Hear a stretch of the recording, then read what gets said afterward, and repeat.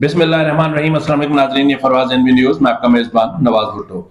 Chief of army staff general Syed Asim Munir की जिंदगी को खतरा लाहक है। जी नाज़रीन, chief of army staff general Syed Asim Munir को कत्ल की धमकी दी गई है। ये कत्ल की धमकी किसने दी है और किस अंदाज में कत्ल करने का थ्रेट किया गया है, इसकी तफसीलात भी मैं आपको बताऊंगा। और फिर बताऊंगा कि इमरान खान की तबीयत अचानक बिगड़ गई है। यानी अचानक तो नहीं बिगड़ी, लेकिन 2 दिनों से उनकी तबीयत खराब थी, लेकिन आज तबीयत उनकी कुछ ज्यादा ही खराब हो गई है। इसकी तफसीलात क्या है वो भी बताऊंगा। और फिर बात करेंगे कि इमरान खान जेल से खत लिख सकते हैं या नहीं लिख सकते। अगर लिख सकते हैं तो किस तरह लिख सकते हैं, खत लिखने के हवाले से जेल के कवानीन क्या कहते हैं, ये तफसीलात भी डिस्कस करेंगे यार। और बात करेंगे कि 8 फरवरी के हवाले से पीटीआई भी अपनी जिद पर अड़ी हुई है, और फिर वजारत दाखिला यानी हुकूमत पाकिस्तान भी अपनी जिद पर अड़ी हुई है कि लाहौर में तो कम से कम पीटीआई को कोई पॉलिटिकल एक्टिविटी नहीं करने देनी। और पीटीआई ने भी ये कह दिया है कि हम तो 8 फरवरी को ही एहतजाज करेंगे। और फिर अली अमीन गंडापुर ने इमरान खान के हवाले से एक और अहम इंकशाफ किया, उस पर भी बात करेंगे। और बात करेंगे कराची में दहशतगर्दी के बाद डंपर गर्दी। जी नाज़रीन, कराची में डंपर गर्दी जारी है और इस वक्त तक कितनी जानें जा चुकी हैं और गुज़िश्ता 24 घंटों के दौरान कितनी जानें गई हैं, इसकी तफसीलात भी बताऊंगा। और फिर बात करेंगे कि 3 आला अदलिया के 3 जजेस अचानक छुट्टी पर कैसे और क्यों चले गए हैं। ये नाज़रीन तफसीलात आपकी खिदमत में पेश करनी है। आपसे छोटी सी गुजारिश कि अभी तक अगर आपने मेरे चैनल को सब्सक्राइब नहीं किया तो कर लें, बेल आइकन दबा दें ताकि आप तक बर वक्त मेरे व्लॉग्स पहुंच सकें। और मेरे व्लॉग्स को अपने व्हाट्सएप ग्रुप्स में भी शेयर करें ताकि मेरी थोड़ी बहुत हेल्प हो सके। नाज़रीन, ठीक जिस वक्त मैं ये व्लॉग रिकॉर्ड कर रहा हूँ, तकरीबन दोपहर के 2:55 होने जा रहे हैं, और अभी से तकरीबन 15 मिनट पहले इस्लामाबाद के अपना सुप्रीम कोर्ट में चीफ जस्टिस याया अफरीदी की ज़ेर सदारत जुडिशल कमीशन ऑफ पाकिस्तान का इजलास शुरू हो चुका है। और इस इजलास में लाहौर हाई कोर्ट के लिए 10 जजेस की मंजूरी दी जाएगी। आपको पता है कि इस वक्त कमोबेश 49 नामजदगियां मौसूल हो चुकी हैं सुप्रीम कोर्ट को, जिनमें 4 एडिशनल जजेस हैं और 45 जो हैं वो सीनियर वकला शामिल हैं। अब देखते हैं कि किसके नाम पर जो है वो कुरान निकलता है और कौन कौन अपना लाहौर हाई कोर्ट के जजेस के नाम पर नामजद होते हैं। इसके अलावा इस वक्त आपको पता है कि इस्लामाबाद हाई कोर्ट में एक सर्द जंग चल रही है, और सर्द जंग में गुज़िश्ता रोज भी इजाफा देखा गया, मुशावरत भी देखने में आई। लेकिन आज अचानक से 3 जजेस यानी 2 जजेस इस्लामाबाद हाई कोर्ट के जस्टिस बाबर सत्तार और जस्टिस तारिक महमूद जहांगीरी अचानक से छुट्टी पर चले गए जी। अचानक से छुट्टी पर गए और उनके हवाले से जो काज लिस्ट जारी हुई थी और जो मुकदमात लगे हुए थे वो फिर मजबूरन अदालत को या इंतजामिया को डीलिस्ट करने पड़े। तो जाहिर है कि जब ये जो सिचुएशन चल रही है, इस वक्त ऐसा महसूस हो रहा है कि इस्लामाबाद हाई कोर्ट के जजेस इस्तीफा की तरफ बढ़ना शुरू हो गए।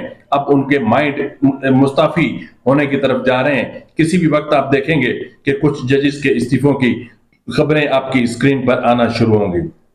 नाज़रीन, इससे पहले कि मैं आपको इमरान खान की तबीयत और फिर जेल से खत लिखने के मामले और 8 फरवरी पर जाऊं, सबसे पहले मैं आपको बता दूं कि इस वक्त कराची में दहशतगर्दी का जिन तो काबू में आ चुका है। स्ट्रीट क्राइम भी काफी हद तक अंडर कंट्रोल है, लेकिन डंपर गर्दी जारी है। जी नाज़रीन, कराची में सड़कों पर दंदनाते फिरते डंपर्स, जिन पर बैठे न तजुर्बाकार ड्राइवर्स इस तरह गाड़ियां चलाते हैं, डंपर्स चलाते हैं कि जिस तरह वो किसी गांव देहात में चला रहे हो। बुनियादी तौर पर जितने भी डंपर्स के ओनर्स हैं उन तमाम का ताल्लुक या तो अफगानिस्तान से है या फिर सूबे खैबर पख्तूनख्वा के दूर दराज इलाकों से है। तो इसलिए जितने भी इस वक्त तक वाकयात रिकॉर्ड हुए हैं वो तकरीबन जो लोग जिनकी जानें गई हैं वो उनको मोटरसाइकिलों पर ही पाया गया है। रवां साल अगर हम बात यानी इस साल सिर्फ जनवरी और फरवरी की 6 तारीख अब 7 तारीख है, 6 तारीख है, तो इस दौरान अगर आप देखें तो मजमूई तौर पर 71 अफराद अपनी जान से हाथ धो बैठे हैं। 71 अफराद जान से हाथ धो बैठे हैं और 104 अफराद जख्मी हुए हैं। अगर हम गुज़िश्ता रोज के एक ही दिन की बात करें तो गुज़िश्ता रोज 2 वाकयात रोनुमा हुए। एक वाकया हुआ मिलेनियम मॉल के पास, जहां डंपर ने मोटरसाइकिल सवार को कुचल दिया, जिसके नतीजे में 3 अफराद जाँ बहक हुए और 2 जख्मी हुए। और दूसरा वाकया मलिर हाल्ट पर पेश आया, जहां डंपर ने मोटरसाइकिल सवार को कुचल दिया, जिसके नतीजे में बाप बेटा जाँ बहक हो गए और एक खातून जख्मी हो गई। اس سے بڑا واقعہ جو رونما ہوا تھا وہ 20 دسمبر 2024 کو ہوا تھا، اپنا 20 دسمبر 2024 کو، جہاں 24 گھنٹوں میں میاں بیوی سمیت 7 افراد جان سے ہاتھ دھو بیٹھے تھے۔ تو 20 دسمبر 2024 کو، اس وقت 20 دسمبر 2024 کو گورنر سندھ کامران ٹسوری نے اس پر سخت رد عمل کا اظہار کیا تھا، اور سخت رد عمل کے طور پر انہوں نے کہا تھا کہ اب اگر ڈمپر سے کسی کی جان گئی تو وہ خود ڈمپر کے آگے کھڑے ہو جائیں گے۔ تو یہ میں متواتر یہ واقعات دیکھ رہا ہوں، لیکن میں کہیں پر بھی گورنر سندھ کامران ٹسوری کو کسی ڈمپر کے سامنے آتے ہوئے نہیں دیکھ رہا، اور نہ ہی ڈمپرز کے خلاف گورنر کی طرف سے کوئی انکوائری کہی گئی ہے۔ حتیٰ کہ گورنر کامران ٹسوری نے کہا تھا کہ اس معاملے پر وہ سندھ ہائی کورٹ سے بھی رجوع کریں گے، لیکن انفارچونیٹلی نہ تو انہوں نے اس وقت تک سندھ ہائی کورٹ سے رجوع کیا ہے، نہ ہی انہوں نے ڈمپرز کی جو موت کا ناچ کراچی کی سڑکوں پر جاری ہے، نہ ہی اس کو روکنے کی کوشش کی جا رہی ہے۔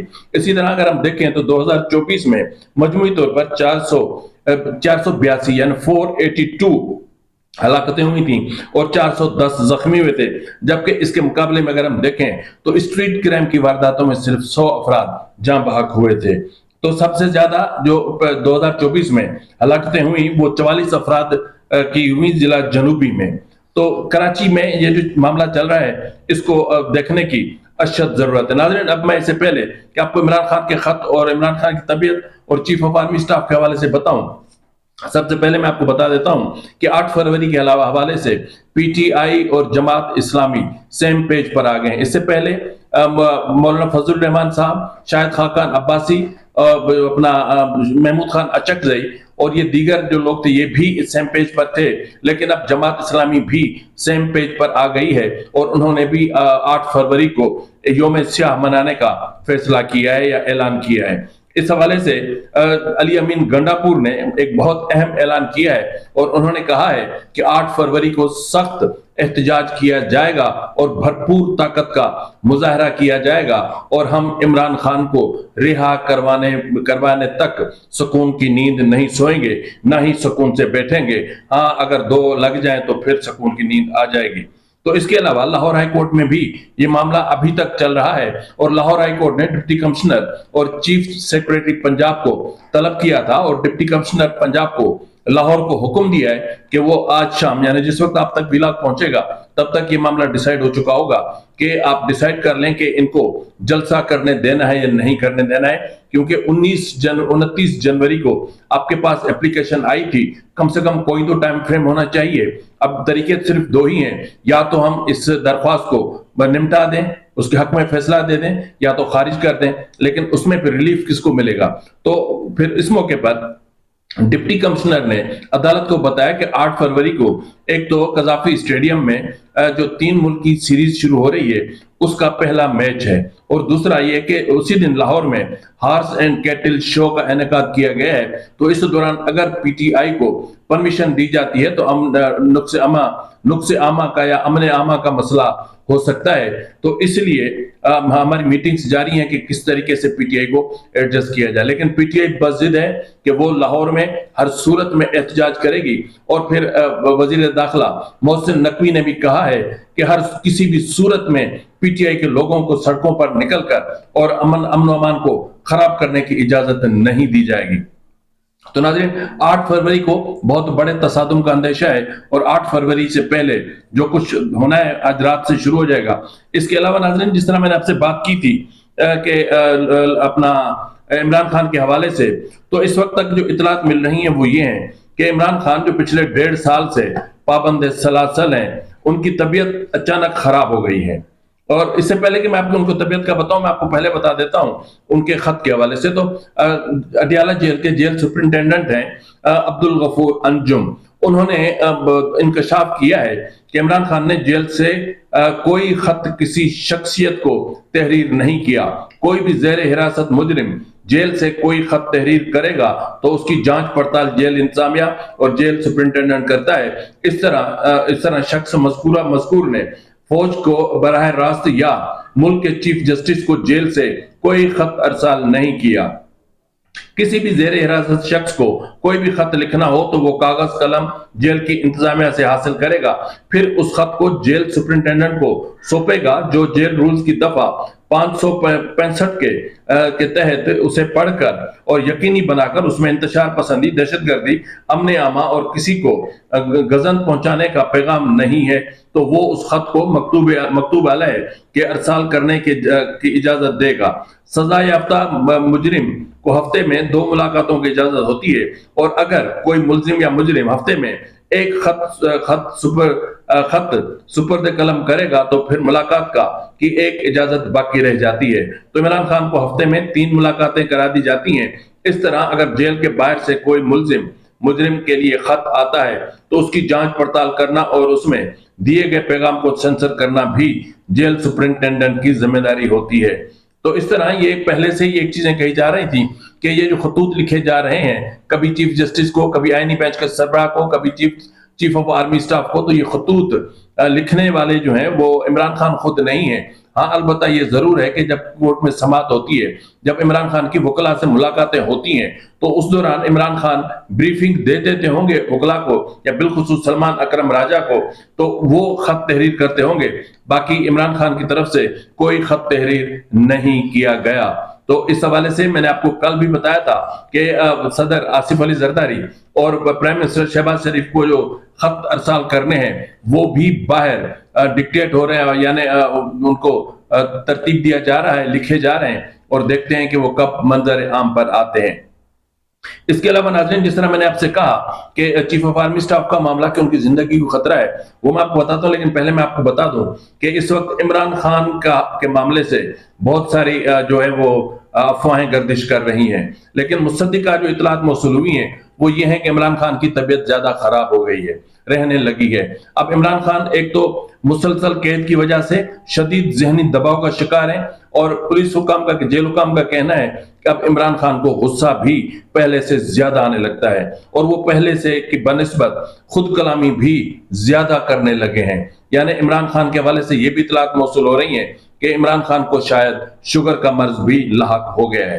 तो इस हवाले से जो जेल हुकाम से इतलात मौसूल हुई हैं उसके मुताबिक साबिक वजीर आजम का ब्लड प्रेशर बढ़ने लगा है, हार्ट बीट में भी इजाफा हो गया है, कुछ हफ्तों से बेचैनी का शिकार है, और ब्लड प्रेशर 130 से 80 रहने लगा है, हार्ट बीट 50 से ऊपर हो गई है, जबकि इमरान खान की खुशखुराकी में भी कोई कमी नहीं आई।